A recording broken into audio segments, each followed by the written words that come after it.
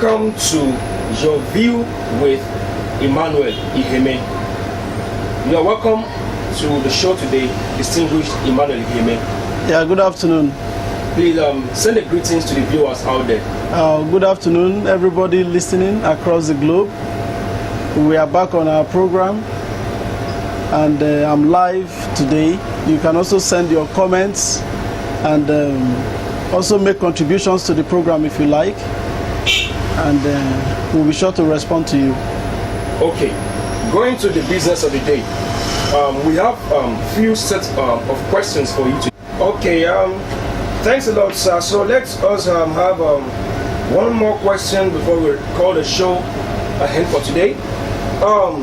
With Adeye's attribution, do you support a motion for the reasons behind the conflict of interest which existed between SON and NAFDAC? Now, again, these are times where you know that in Nigeria they create institutions. Institutions that should be won, they will break them because they want to employ themselves. I see no reason why. I don't see anything NAFDAC and SON should do that they will be that they will not be one under one body. Because what SON does is to standardize products, and what NAFDAC, if NAFDAC does not give approval, they cannot standardize. Do you understand? What it means is that they are supposed to be one organization that is working together in unity. So it doesn't need so much explanation. They are supposed to work together, you understand, in agglutination. But when you have them working separately, my brother, I honestly don't understand what the intentions are. You understand? SON and NAFDAC are supposed to be under one body. You don't need to have NAFDAC and then you have SON in a separate body. That's why they always have conflicts. That's the reason why they always have conflicts. So in a nutshell, you're trying to say now that though they might bear different names and different bodies, so that means now that automatically they are having the same responsibilities, but they are carrying different names. Is that not what you're trying to say, sir? Yes. Yes. Okay. So that's a good one from you. It's very, very nice to have you on the show today, sir. And we would like to have more of you. So what would be like a closing remark you have for our viewers out there on how they can stay tuned for the next episode? My closing remarks this afternoon is simple. Nigerians must stand up. Nigerians must stand up to fight against illicit spendings from government. They must stand up to fight against bad politicians. They must stand up against injustice. They must stand up against people who will cause problem for them, who will push them to be constituting nuisance. And I think the youths are so lackadaisical when it comes to standing up for their rights. Rather, they dissipate their energy in discussing frivolities and bad. Well, for me, I saw the story broke out yesterday. And first of all, I would say congratulations to Akiwumi for emerging as the re-elected chairman of African Development Bank. He's a great guy, no question. And for BBC Africa specifically to tag him a flamboyant banker is derogatory, is condemnable, and is the biggest embarrassment that a big media outfit could condescend to. And every well-meaning persons across the globe should condemn that. I condemn it, and one would expect that by now it's already 23 hours that has happened, and BBC Africa has not tendered any apology. Neither have they refuted or retracted the derogatory statement that they use in describing the person of Akiwumi, the re-elected African Development Bank chairman. Okay.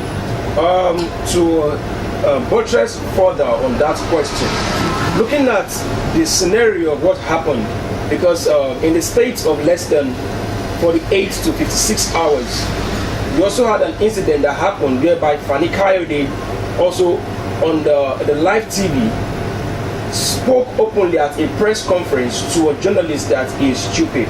Do you think this is one of the reasons why BBC also had the right to speak so vigorously and unprofessionally and unofficially to Akinwumi Adesina? Well, if you look at it critically, you discover that these two incidences has nothing to do with BBC and what do you call him, Fani Kayode's issue. I think in fact they are totally different. But I think there is even a question I was expecting you to ask, which says broke this afternoon, where the National Union of Journalists in Akwa Ibom State boycotted the press conference of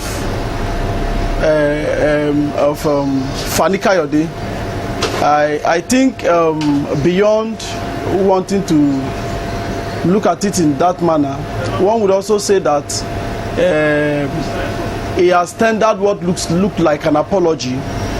That is Fani Kayode, but so many people has differed and also analyzed his apology to look like a diplomatic way of saying sorry, when the general public or the media world expected that he should come out straight and say he was sorry for speaking in such a manner that is uncensored, especially on the media front. So what I would say on that is the media should also soft pedal and take another look at their actions, when it comes to issues that has to do with inviting people to come monitor their press conferences. That's it. Okay, with the clue you gave earlier, but it's also one of the top questions we have for you today. Why do you think, or let me tell it this way, the National Union of Justice, NUJ, in Akwa Ibom, boycotts the press conference drama between Fani Kayode and the journalist. Now the question is this: what do you support that action or not? Because to me, for NUJ to boycott that drama, it's a kind of hypocrisy to me. So what do you think, or what do you suggest about this whole matter right now? Well, if you ask me, there are so many platforms by which Fani Kayode has been driving his information. You understand? There is a Facebook, there is a Twitter, there is Instagrams, and indeed every other media platform. Even if they boycott his press conference, I think he has every other platform to drive his point or to also send out his press conference to the public. I don't think it is substantial that much. I think in due time we will understand. I think what people should focus on really is, why do you have Fani Kayode crisscrossing the length and breadth of the country to go in what he described as a tour of the region? You understand? He's not Secondus, who is the PDP chairman. He's not Ologbondiyan, who is the publicity secretary of the party. He's just a member where people see him as a chieftain of the party anyway. But I think putting these things side by side, either Secondus should be the person crisscrossing the length and breadth of the country, especially the states that PDP are holding sway in, rather than Fani Kayode being the one to do so. Okay. Let's move now to the next question. Okay. With the updates given out there, talking about the 16,000 signed petitions demanding for Tinubu's probe, what is your opinion about it? What do you feel about that particular situation? Do you think the 16,000 signed petition demanding for Tinubu's probe, don't you think it's worth giving a head up? Well, you see, that particular petition is coming late. Okay. That the press is now giving it light. It's even a slap on the faces of Nigerians. You understand? I see no reason why bullion van would carry money, you understand, into the house of Tinubu. I'm asking, in what capacity? In what capacity, really? Is Tinubu a bank? Is his house a bank? These are issues that I think should dominate the social space. These are issues that indeed on daily basis we should be writing about. You understand, on the pages of newspaper. This is against the constitution of Nigeria to have bullion van supply money into the house of any individual. Bullion van are set aside for banks and financial institutions. So I think it should be invited and questioned. Otherwise, people will begin to think that because his party is in power, that's the reason why the EFCC have failed to invite him. You understand? So I think beyond Mr. President's lip game of saying he's fighting corruption, he should also do what Lee Kuan Yew did in Singapore by beginning the fight against corruption from his own house. You understand? If Mr. President indeed, that's President Buhari, is indeed a man who is ready to fight corruption, let him emulate Lee Kuan Yew. He did it. It was so easy, so seamless. So for Mr. President to be silent on the issue, and for all those who support the ruling party, the APC, not speaking out to say, no, this is wrong, let's even start this corruption fight from our own house. You understand? So it's something that we must all condemn, and the petition should continue. And I hope that Amnesty International is seeing all these things, and all the international bodies saddled with the responsibility to monitor, you understand, instances like this. I hope they are seeing what is going on in Nigeria, and they are seeing that corruption is not being fought the way globally is recognized to be fought.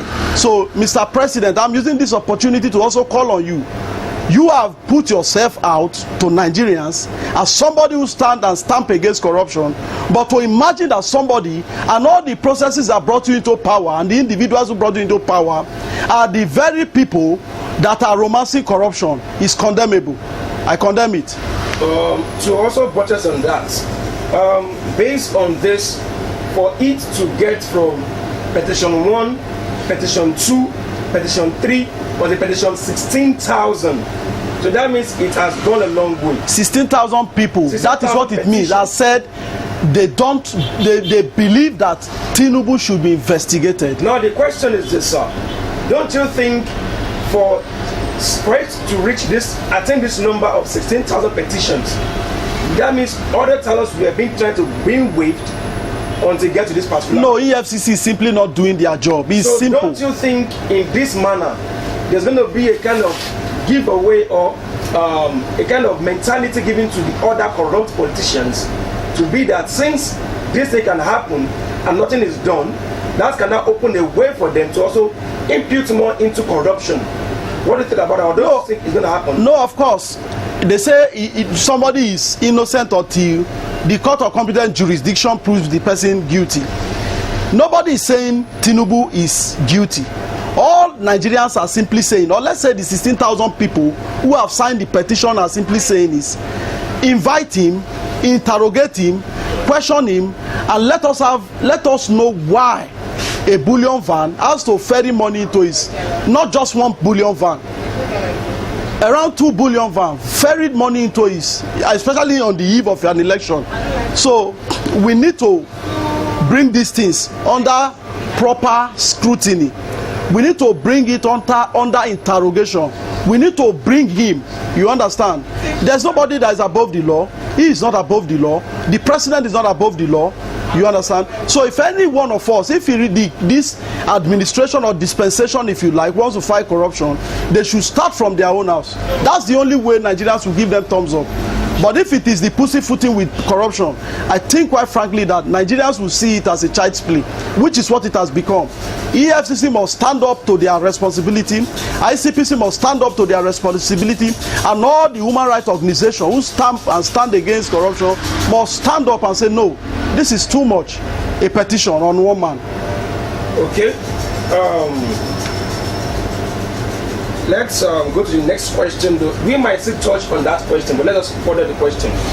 Our next question here says, Samuel Ortom declares to jail all Fulani herdsmen who established the vigilante group. Now the question is this. We all know that the same Fulani herdsmen were the same culprits killing innocent Nigerians in the northern part of Nigeria and some other parts in this country called Nigeria.